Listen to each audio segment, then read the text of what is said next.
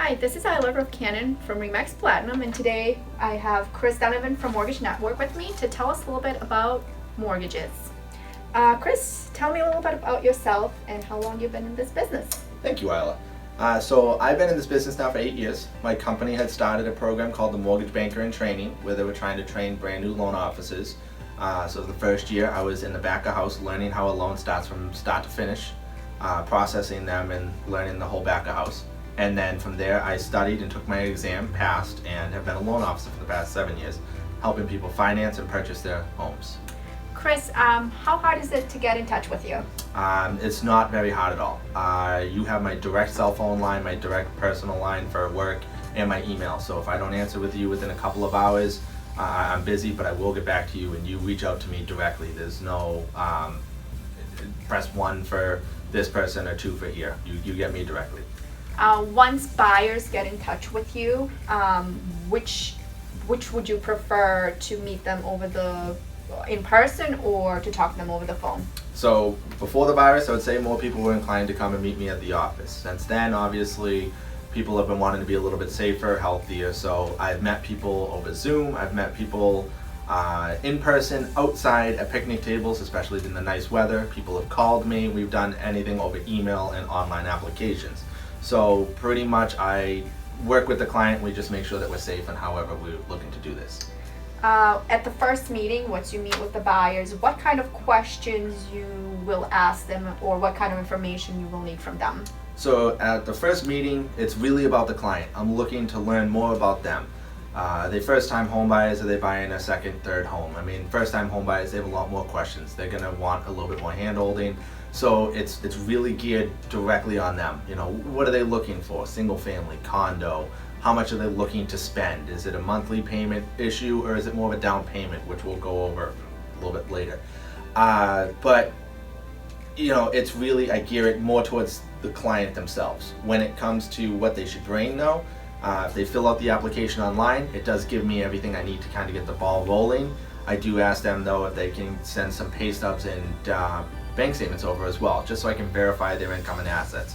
So when we do have that meeting, it's not just the questions of what they're looking to do, but I also can start showing them, you know, here's your price point that you could potentially afford. Here's what a monthly payment on that could potentially be, and show them everything that encompasses in a monthly payment, the taxes, the insurance, if it's a condo, the condo fee, you know, what all that entails, so they really get an understanding after the first meeting of what they're looking at. That's a great answer, Chris.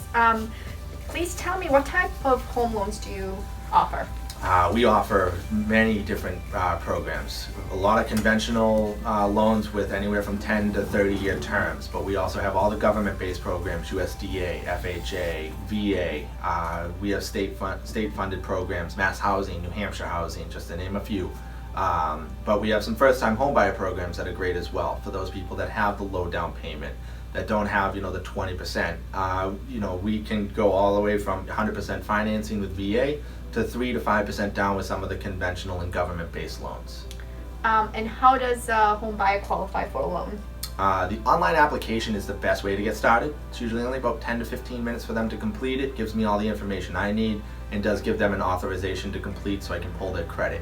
The credit is very important because each one of these programs need a certain credit score, need a certain debt to income ratio.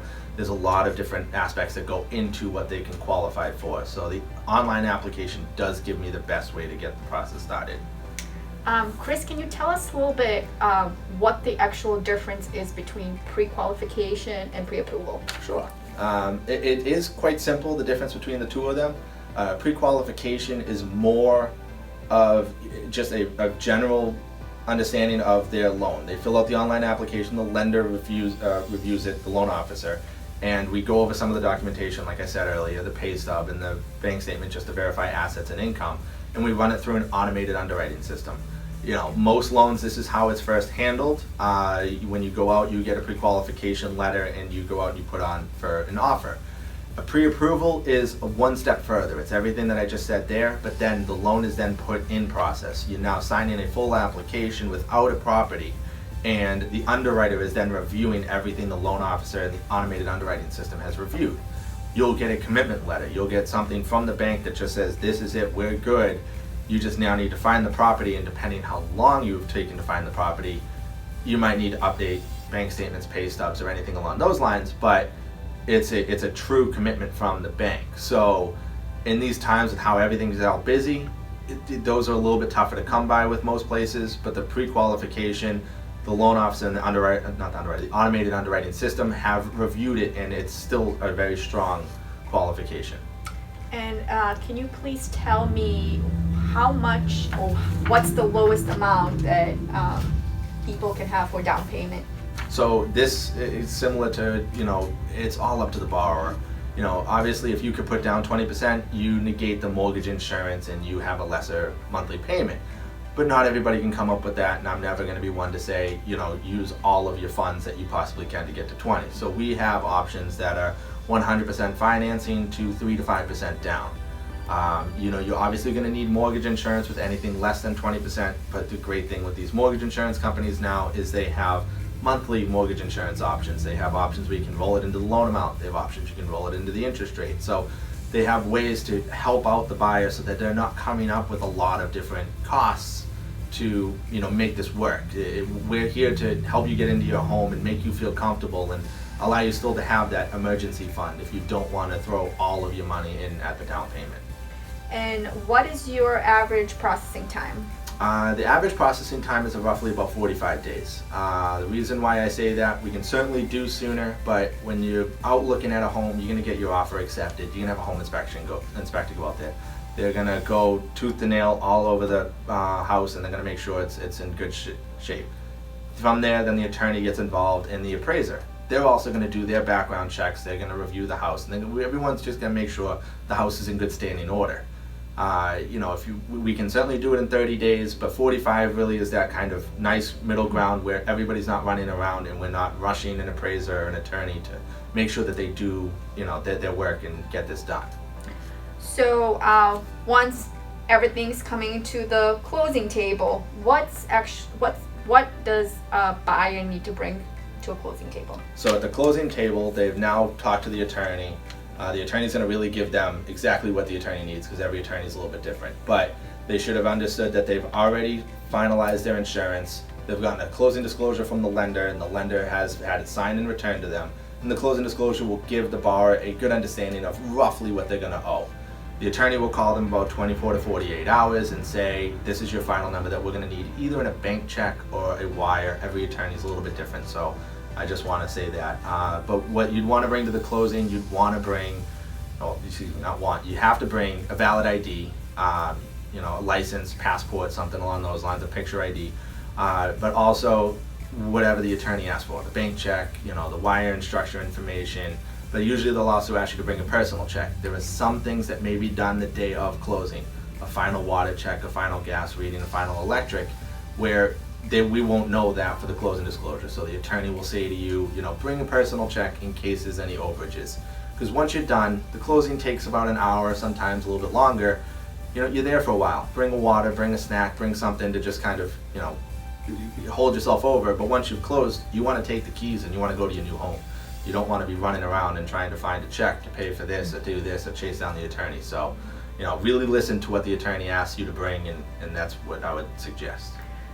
So Chris, there is one question that I always get asked from my clients, buyers, which is, what exactly is part of closing costs?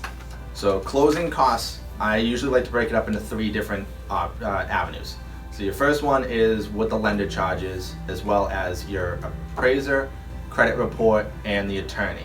Those are third-party fees. Those are all usually pretty much set in stone. Those aren't going to change. Your second one is going to be your prepaid interest and taxes. So what time of the month are you going to close? Your prepaid interest will reflect on, how much you owe for that.